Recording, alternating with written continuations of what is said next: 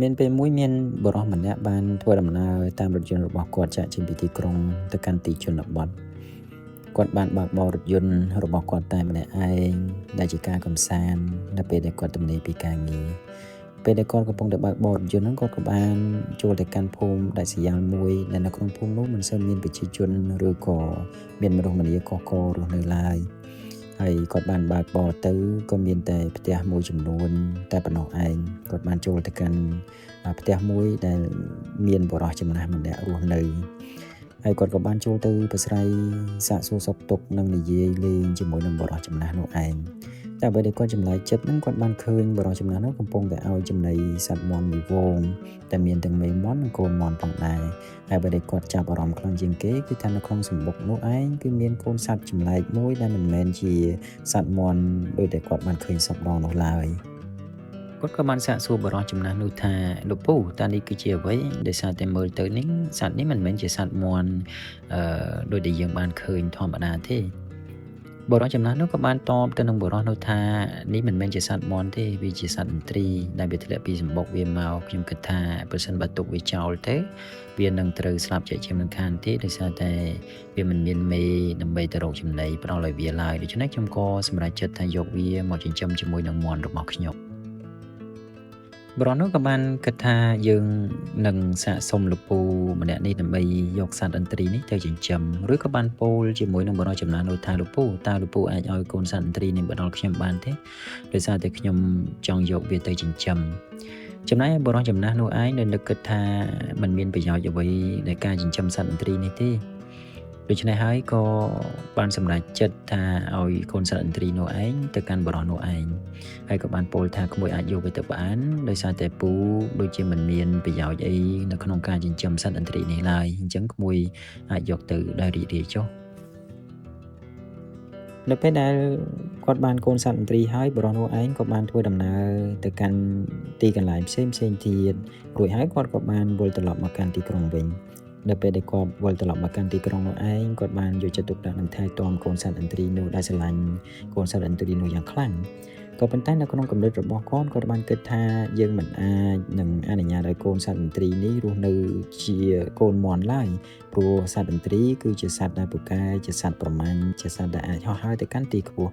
ដូច្នេះហើយគាត់ក៏បាននឹកគិតថាយើងត្រូវតែបង្រៀនកូនសត្វឥន្ទ្រីនេះឲ្យចេះហើរជារៀងរាល់ព្រឹកគាត់បានខ្សឹបប្រាប់កូនសត្វឥន្ទ្រីថាណែសត្វឥន្ទ្រីឯងត្រូវដឹងសាវតារបស់ឯងដែលឯងមិនមែនជាកូនមាន់ដូចឯងគិតទេឯងគឺជាកូនសត្វឥន្ទ្រីដូច្នេះហើយឯងមានអំណាចអាចហោះហើរទៅកាន់ទីខ្ពស់បានចូលឯងរៀនបើកស្លាបតដាងស្លាបរបស់ឯងរួចហោះហើរគាត់បានព្យាយាមនិយាយទៅកាន់សត្វឥន្ទ្រីអស់រយៈពេលជាច្រើនសប្តាហ៍ប៉ុន្តែនៅក្នុងគំនិតរបស់សត្វឥន្ទ្រីតែងតែគិតថាខ្លួនគ្រាន់តែជាកូនមាន់ដ៏តូចមួយមិនមានអំណាចនៅក្នុងការហោះហើរទៅកាន់ទីខ្ពស់បានឡើយបុរសនោះឯងបន្ទាប់ពីនិយាយខ្សឹបប្រាប់កូនឥន្ទ្រីអស់ជាច្រើនថ្ងៃច្រើនខែកន្លងផុតទៅសត្វឥន្ទ្រីក៏ពេញរូបពេញរាងរួចហើយគាត់ក៏គិតថាប្រសិនបើយើងនៅតែខ្សឹបដាក់កូនឥន្ទ្រីយ៉ាងដូច្នោះហើយកូនឥន្ទ្រីក៏មិនអាចធ្វើអ្វីបានឡើយដូច្នេះហើយយើងត្រូវតែបង្រៀនកូនឥន្ទ្រីនេះឲ្យចេះហោះហើរបុរសនោះឯងគាត់ក៏បានសម្រេចចិត្តថាយកកូនឥន្ទ្រីនេះទៅកាន់ដំបូលផ្ទះរបស់គាត់រួចហើយក៏គាត់ក៏បានខ្សឹបប្រាប់កូនឥន្ទ្រីថាអ្នកឥន្ទ្រីឯងចូលលាតតដាងស្លាបរបស់ឯងរួចហើរទៅនៅក្នុងគំនិតរបស់សត្វឥន្ទ្រីតែតែគិតថាខ្លួនឯងជាកូនមាន់ដែលមិនអាចហោះហើរបានឡើយក៏ប៉ុន្តែនៅក្នុងពេលនេះឯងកូនឥន្ទ្រីបែរជាគិតថាប្រសិនបើយើងមិនអាចហើរបានក៏ដោយចុះ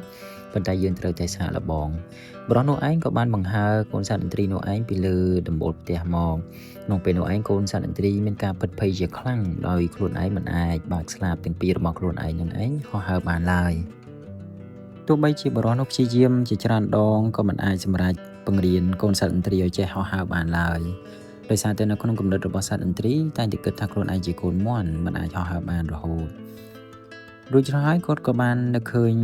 គំនិតមួយទៀតថាប្រសិនបើយើងបង្ហោះកូនឥន្ទ្រីពីទីទាបយ៉ាងដូចនេះហើយវាតែងតែបដិសេធនៅក្នុងការហោះហើរដូច្នេះគាត់ក៏បាននឹកឃើញថាយើងត្រូវតែបង្ហើរកូនសត្វឥន្ទ្រីនេះឯងពីលើកំពូលភ្នំ